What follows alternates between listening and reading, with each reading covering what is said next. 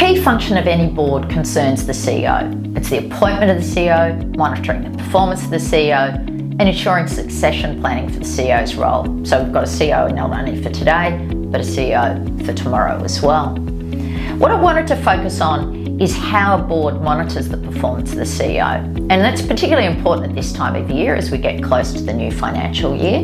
And it's something that I see boards often struggle with and not necessarily do well. What's really important is boards think about what's the performance framework we're putting in place for the CEO and the review process around it. It's important for the board because it helps the board make sure that the CEO's meeting expectations. It's also really important from the CEO's perspective. They want to know what success looks like, and so that performance framework really helps them. I've seen some different practices in boards and where this has not worked well for them, where they haven't thought through these issues on performance monitoring. And typically a conversation might be, we think the CEO's not performing well, but we haven't put in place something to measure that performance. And of course that makes the board's role there much more difficult.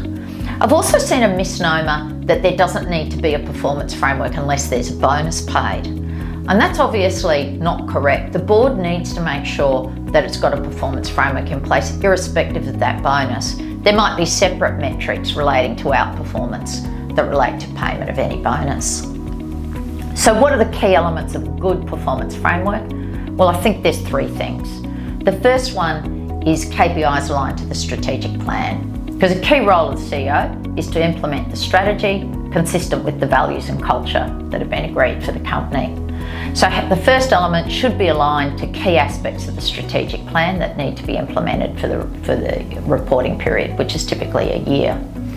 The second element is the personal attributes and leadership behaviours. They might be ones that are already set out in the CEO's position description. They might be consistent with the values that have been agreed. It's really important to have that though, because the style of leadership obviously relates to the culture and values. We can have a CEO that might make sure there's really good financial performance, but if they burn staff and customers in the process, they're unlikely to be successful in their role and to create an organisation that's sustainable. And the third element relates to the relationship between the CEO and the board. That's an absolute pivotal relationship in our governance framework, and we really want the board to have the trust in the CEO that they're reporting in an open, transparent, timely way, they're engaging well with the board, and so some element of the performance framework around that is useful as well.